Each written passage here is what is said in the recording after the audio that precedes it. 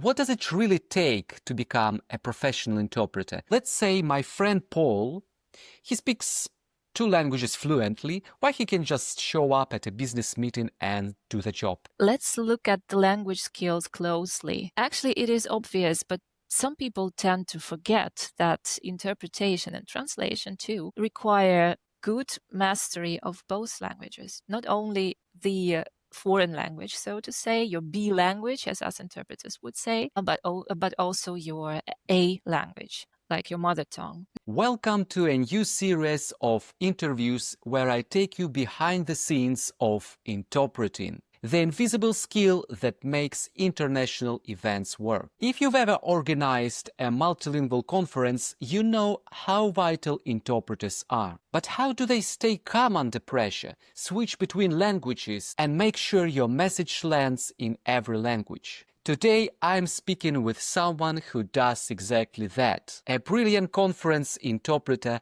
with over than a decade of interpreting between German, English, Ukrainian, and Russian. She's my old friend, and we are from the same hometown, and we share not only our passion for languages, but also for dancing. Welcome, Anna. How are you, Hi. Anna? So happy to have you here. Hi, Oleg. Happy to be here. Thank you. Thanks for inviting me. I'm so curious to hear some of the fascinating details of your profession. Yeah, we'll be happy to share. My first question is, how did you get into interpreting? Well, this is an interesting question because I studied languages, linguistics, and translation, and we also had some classes in interpretation, consecutive interpretation. So we didn't have any simultaneous interpretation at Kharkiv University, but I really enjoyed those classes, you know, when I had to interpret something consecutively. So this was, I believe, in my third academic year at university. And my teacher, who was teaching us interpretation and translation by that time, approached me and asked me to join an event at a different university in Kharkiv, at another university, and to interpret a little bit for someone. This was a short event, and I didn't know what exactly I was supposed to do. I didn't know whether I was supposed to do consecutive or the other thing. And when I arrived, I realized that I was required to do whispering interpretation, which is a completely different thing. So consecutive interpretation is one thing, and whispering interpretation is something very different. And this was unexpected, but I was ready to go, even though overall I had to interpret like for an hour or so, which is quite long. I already know that this is quite long for one person to do, but I did well, and I remembered that experience as a successful one, and I wanted to repeat it. And what's the most memorable event you've ever interpreted at? It's hard to pick one because there were so many of them. Thinking back, I remember that I had a chance to interpret at 4 weddings. Those were German-Ukrainian weddings, absolutely different events with absolutely different people and different style, you know, so you can organize a wedding in a different way. But one of them is really memorable because the people marrying and their guests and their family and I don't know, their friends, they were so fun and they were so warm. They really enjoyed the event because not every wedding is fun, frankly. That one was really fun. And I really enjoyed working for them. And the atmosphere was so warm and so friendly. So this was really, really great. And this is something I still remember. This was, I believe, 9 years ago to be exact. Almost 10 years, but I still remember. You know, as a translator, I always felt that interpreting is a completely different skill. So what does it really take to become a professional interpreter? Let's say my friend Paul, he speaks 2 languages fluently, why he can just show up at a business meeting and do the job? Well, this is a complex question, and let me start with the start of it. So basically, translation and interpretation, they are siblings, so to say. So they are based on very similar skills because it is all about translating from one language into another language. So you have to master those 2 languages in the first place, and then you have to also have the skills of really translating, like finding equivalent accents in the second language when translating or interpreting. So it is really recommendable for every interpreter to do some translation once in a while, or maybe start with translation and then switch to interpretation later on. So it wouldn't harm at all. So it would only be in your favor. Speaking of your friend Paul, Yeah. well, I do know people like him, and sometimes their services, like their interpretation, can also be a good job. It can also be helpful. Let's say they are interpreting at meetings or events in situations they know very well. For example, for their own company, or when they interpreting for their own boss, so to speak. They know very well, and they know how or this person speaks, and they are very aware of the topics being discussed. But us freelance interpreters, we are traveling from one situation to the second one, to the third one, and the topics can be absolutely different, and the situations can be different, and the topics respectively. So this is one skill I have to mention here, like answering your question, because when you are a freelance interpreter, you have to have the skill of switching from one topic to another topic. Mhm. You have to have the skill of diving into complex contexts rather quickly. And if you ask me if Paul can do a good job, well, language skills, this is very important. This is the basics. But let's look at the language skills closely. Actually, it is obvious, but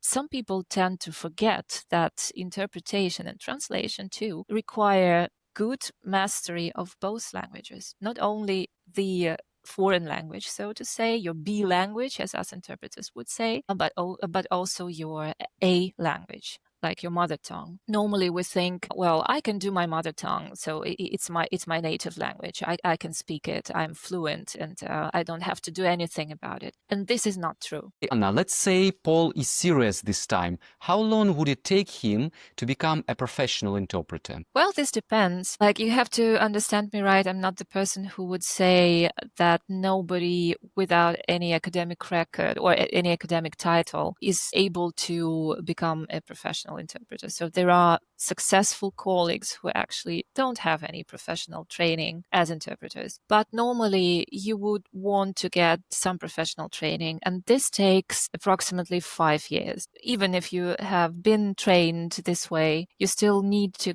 gain experience, and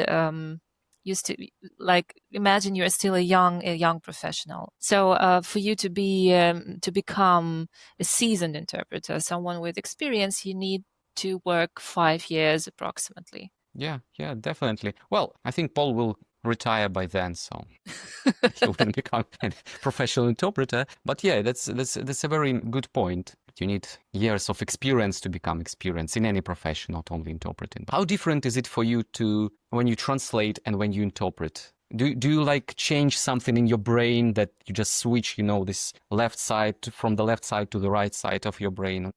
Oh no, this is not the case. I believe I'm staying with what is it, the right side. Which side is the logical side? I don't know. One is creative, one is logical. Yeah. So yeah. So this rational side. So I'm basically on my rational side with both. Yes, with translation and interpretation. But if we would compare these two modes, translation requires you to stay calm and stay focused for a long time. So you need to sit at your desk for a long time and just dive into the text, search for words, terminology, and be really focused for a long time. And this is challenging for me. I'm not the person who enjoys spending too much time at the desk, too much time in four walls. I really love getting out somewhere, like you mentioned previously, like seeing different locations, seeing people, meeting new people, and learning something new. Not only from, I believe, you are for sure, if you're a translator, you're also learning new things all the time.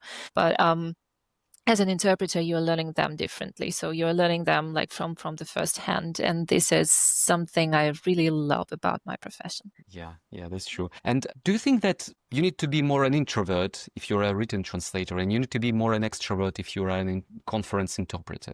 Well, I believe conference interpreting requires extroversion But some colleagues disagree. So there are colleagues who say, I'm an introvert. I don't like people. I don't like being in front of people. And they are completely okay with what they do. So it doesn't interfere their profession in any way. So maybe they are wrong about themselves. I don't know. Maybe they are no introverts, but they say they are, but they can still be very good in this job. So maybe it's not that important. Yeah. It's interesting to know, because I always thought that it was, you need to be more an extrovert because it's more like a public speaking, basically. So if you mean consecutive interpretation, this stage consec, as we call it, for stage consec, you definitely need to have some public speaking skills. It is absolutely required. And back in my student years, I had a chance to travel to Germany and study at a German university. I was studying conference interpretation for some time. And we had a subject like public speaking. This was one of the subjects on our schedule. And I really enjoyed doing it. I'm really fascinated by public speaking and people who are able to speak in front of other people successfully and are able to inspire other people. And maybe this is also something which fascinates me about interpretation, because I am constantly around those people. I'm constantly around good speakers and I have a chance to admire them. And I don't know, this is something I really admire. Well, yeah, that's really great that you have these inspirations from those people. I recently also attended a presentation and a workshop on public speaking, and a very good idea that I've got is that you are not born with these public speaking skills. You get them. So basically everyone can become a good public speaker. Yeah, but not everyone can become a great interpreter. So this is also an interesting question, because there is there are two ways to see it. One way to see it is, like you say, that everyone can become a good conference interpreter if they try. The other way to see it is that you are born with certain precondition. I mean, especially for simultaneous interpretation, that you are born with this ability, or I don't know, with this skill or proto skill. You name it. I don't know what's the right definition. With that proto skill to do two things simultaneously, which is listen and talk. Like some people are prone to it and others are not, they say. So I'm not a scientist. Unfortunately, I didn't have the chance to study this subject profoundly. This is what I heard this is what I read somewhere. So this is definitely one of the ways to see it.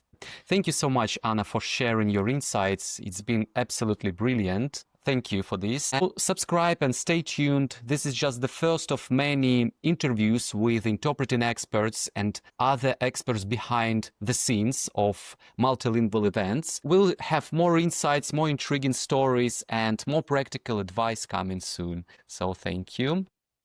Thanks a lot. It was a pleasure. Thank you, Anna.